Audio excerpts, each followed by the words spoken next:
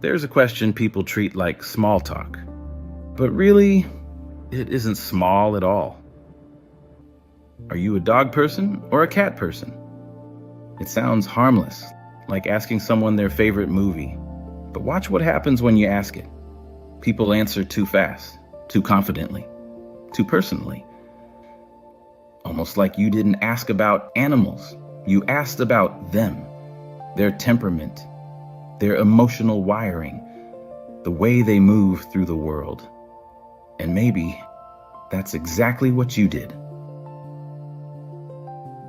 Most people think their preference for dogs or cats is just taste. They grew up with one. They like the vibe. End of story. But psychologists keep finding the same pattern over and over. The pet you choose reflects something deeper. Something you didn't consciously pick. Something in the architecture of your mind. The research on this is ridiculous in how consistent it is. Thousands of people tested across different studies, and the same results keep repeating. Dog people and cat people don't just choose different animals. They live in different psychological climates. And the moment you look closely, it becomes obvious why each side feels right in their bones. Let's start where all of this actually begins. Before the adoption forms, before the food bowls, before the first cuddle or the first scratch. It begins with attraction. Not romantic attraction, psychological attraction, the pull we feel toward things that match our internal rhythm.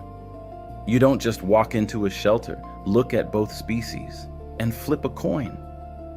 Your mind gravitates to the creature that feels like a reflection of your nervous system, the one whose pace feels like a home you already know how to live inside. People who choose dogs are usually drawn to clarity, directness, predictability, a creature that gives you the whole emotional download without making you guess. A dog tells you everything with its body: excitement, worry, boredom, devotion. Nothing is hidden. Nothing is withheld. And for some people, that's the kind of connection that makes sense. People who choose cats are drawn to something else entirely. Not confusion, but depth. They're comfortable with the unspoken, the subtle, the kind of connection you earn, not the kind that launches itself into your arms. They don't mind stillness. They don't mind taking time to learn someone's internal map.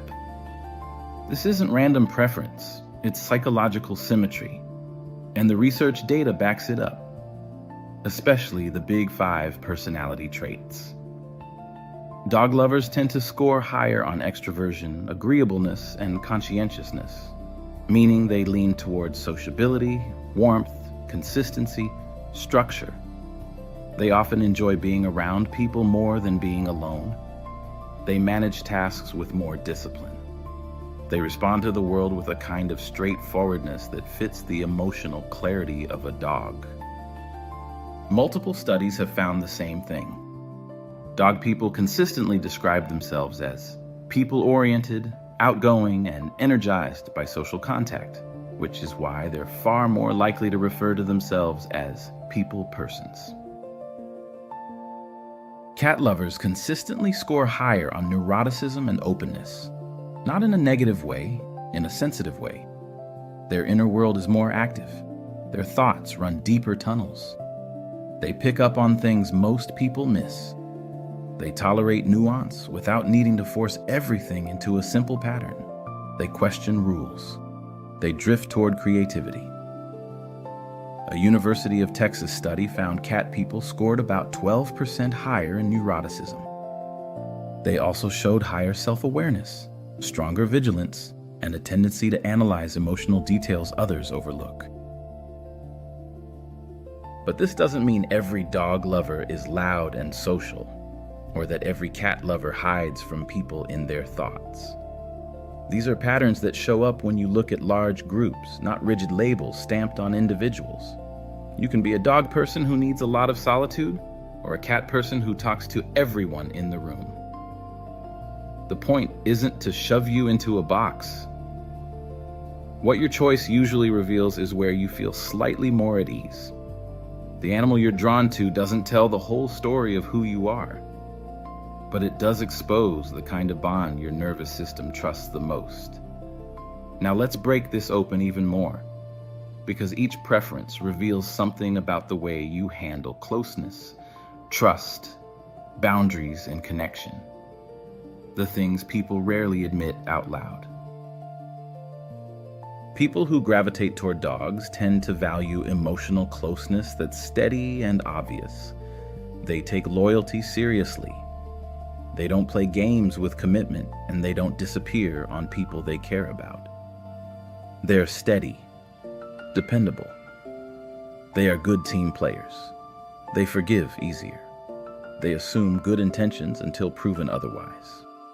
This also aligns with research showing dog owners score higher on dominance-related traits, not aggression, but assertiveness and the ability to take charge when needed. They're often seen as more persistent, more outspoken, and more willing to stand up in social situations. A dog fits that worldview perfectly. A dog never questions whether you deserve loyalty. A dog doesn't withhold affection to test your worthiness. You walk outside, they're right behind you. You sit on the couch, they lean into you without hesitation. Dog people relate to that simplicity, that clarity, that consistency. People who gravitate toward cats handle connection differently. They don't trust easily. Not because they're cold, but because they've seen what happens when trust is given too fast. They're not afraid of intimacy, but they prefer intimacy that respects boundaries. They prefer relationships where choice matters, where affection is earned. They understand that connection doesn't have to be loud to be real. They rely on self-analysis more than external reassurance. This mirrors research showing cat people are more introverted, more self-contained, and far more likely to spend long periods in solitary or low-key environments. Studies even show they are more likely to hold advanced university degrees and perform higher on various intelligence tests, possibly because they spend more time in independent mental work. A cat fits that worldview perfectly. A cat doesn't pretend. A cat doesn't perform. A cat doesn't give affection because it's expected, only when it's honest. Here's where it gets deeper. Dog people often grew up valuing harmony. They learned to be dependable, sometimes to a fault. A dog reinforces that role. It gives them someone who needs them, someone who mirrors that loyalty back, someone who makes consistency feel rewarding instead of draining. And interestingly, dog owners are statistically more likely to live with partners, children, or larger households in general. Their lifestyle naturally leans toward shared space and shared responsibility. Cat people often grew up relying on themselves, maybe because others disappointed them. Maybe because they learned early that emotions aren't always handled well in other people's hands. Maybe because they were the observers in their environment, not the center. Cats give them something they rarely get from humans: connection without intrusion. A relationship where both can exist without collapsing into each other. A bond that doesn't demand constant explanation or constant emotional labor. Studies show cat owners are a third more likely to live alone, especially single women, which reinforces the pattern of valuing independence and emotional space. Cat lovers question systems. They drift toward ideas that don't fit inside the usual boxes. It's no surprise that cat preference correlates with greater likelihood of non-traditional beliefs. Cat people aren't afraid to stand outside the group mind. In fact, studies found cat people are more likely to vote for progressive candidates, hold unconventional beliefs, and identify as atheist or non-religious. Their psychological profile overlaps heavily with creative personalities. Dog lovers, meanwhile, often prefer clearer paths, not because they lack imagination, but because they carry a kind of internal steadiness most people don't have. There's a grounded intelligence in that, a way of seeing the world as something you participate in, not escape from. And interestingly, dog people are much more tolerant of cats than cat people are of dogs. About 70% of dog lovers say they would welcome a cat into their home, while the majority of cat people say they would reject a puppy. This tolerance reflects the social openness found in dog lovers across studies. Now here's the part most people never think about. Your preference doesn't just reveal your psychology, it shapes it. Dog people often become more structured because their dog pulls them into routine. Morning walks, feeding schedules, daily training. They begin living around stability, even if they didn't before. The dog doesn't just mirror their personality, it reinforces it. This may be part of why dog owners tend to report better cardiovascular health and longer lifespans. The physical activity and structured routine create measurable physiological benefits. Cat people often become more introspective because their cat rewards subtlety. You learn to read tiny signals, the slow blink, the careful approach, the silent request for closeness. Living with a cat requires intuition, not instruction. It strengthens the part of you that notices what others miss.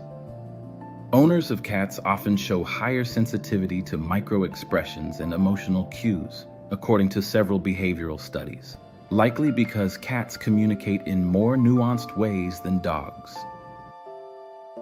Both animals train the human as much as the human trains them, and none of this makes one group better. It just makes them different. One group thrives through openness. The other thrives through observation. One group builds connection through presence. The other builds connection through depth. But if you really want to understand yourself, truly understand yourself, don't just look at the animal you chose. Look at the version of you that animal brings out. If you're a dog person, ask yourself, do you constantly manage other people's well-being because it feels like your job? Do you like knowing where you stand with someone instead of guessing? Do you prefer environments that are predictable because unpredictability exhausted you at some point in life? If you're a cat person, ask yourself, do you keep parts of yourself hidden because you learned not everyone is trustworthy with them? Do you trust slowly because your nervous system refuses to believe in